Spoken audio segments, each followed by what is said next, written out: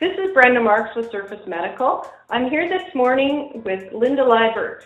Linda is a healthcare surface expert and founder of Healthcare Surface Consulting based in Seattle, Washington. With an extensive background in materials and construction and design for healthcare, Linda is a published author of many articles and was a guest speaker at the APIC Infection Control Conference in 2014. Good morning, Linda. Good morning, Brenda. Linda, as a surface expert, can you tell us how surfaces in general contribute to health-acquired infections? Well, research shows that surface contamination and the spread of microbes or pathogens, the surfaces play a significant role in how HAIs are spread. Not many people think specifically about surfaces in the environment and the entire environment and how people interact with them, but it is the most critical issue that exists within healthcare that is not being addressed. So when we look at HAIs, we look at disinfection and cleaning and environmental services, but we don't look at the surface materials and products and how they're put together in a room. What happens because of that is microbes are harbored and then picked up and then moved throughout the hospital. And that's via soft surfaces, hard surfaces, all of them combined cause HAIs to be present or remain in an environment that then can be picked up and moved throughout a hospital. So Linda, you mentioned the term soft surface and hard surface. There seems to be some confusion on the terms, and how would you define the surface of a mattress on a patient bed? I would consider that a soft surface. The difference between soft and hard, and actually there's a little bit more to that. Soft surfaces are typically porous, and they will eventually break down and allow moisture or bacteria to go through the surface. A hard surface is a solid piece of material that does not allow for porosity. A lot of people do look at the two of them very, very different, and I think there's gray in between the definitions of all of them. But personally, I look at a soft surface as something that would be absorbent, that is not solid in structure. And so I would consider a mattress a soft surface. So here's a question for you. If a mattress is a soft surface, but it starts out being impervious to fluids, so it's initially, I would assume, non-porous, but then it becomes porous over time, is that an accurate description? Yeah, what happens is the mattress material will break down. From cleaning and from use, it's not structurally solid. So from people being in it, from it being cleaned, the covering or the coating or the materials will eventually break down to a point where they get more and more absorbent. So Linda, what about the different types of materials that are being used for mattresses and mattress covers? Well, one of the things that's really important to look at when you're looking at mattresses and mattress covers is the assembly of what exists when we're looking at a mattress.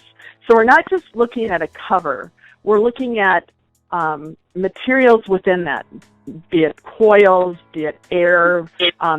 There's an assembly beneath the cover that contributes to absorption or the spread of HAIs. So in other words, if for instance that soft surface on top is punctured or there's damage done to it in any way, microbes can become embedded in that.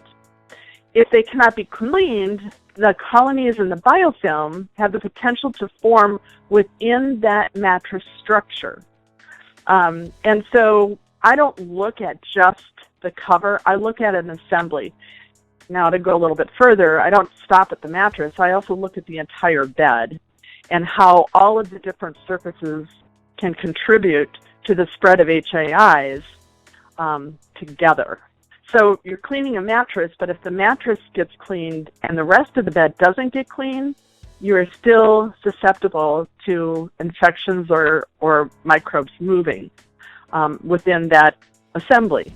I look beyond just a surface material or product, because if we don't, we'll never understand how these infections are remaining in the rooms after they're cleaned or how they're spreading.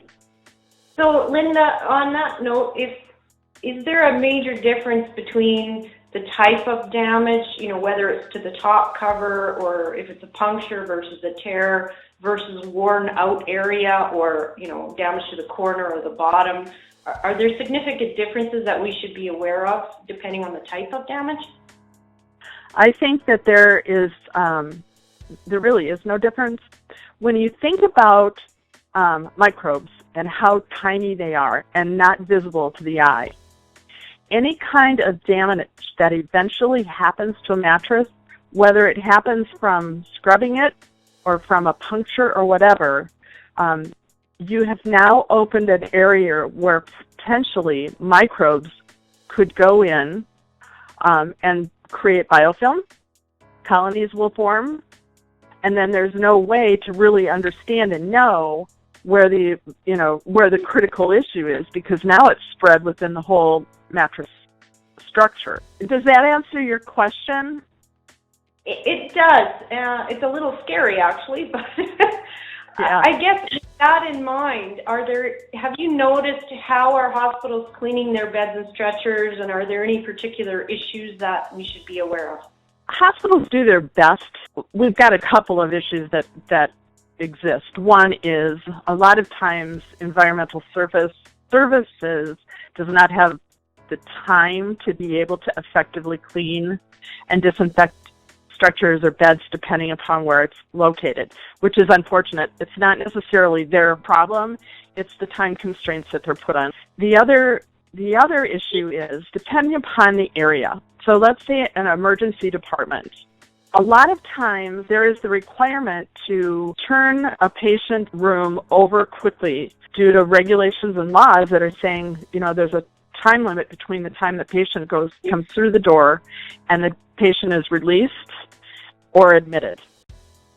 Which means that, and usually in that area, the nursing staff, who has the primary responsibility of patient care, is responsible for cleaning that stretcher or that bed that patient came in on. What happens a lot of times is they will do that quickly and not be able to effectively clean the entire assembly, which would be the mattress, the railings on the bed, and then the under part of the bed. And so what we have is a time limit and the ability to effectively clean and disinfect a mattress and the structural part that the mattress sits on. And so we're left with the potential for the spread of pathogens from the previous patient. If that mattress is damaged, that makes it even more difficult.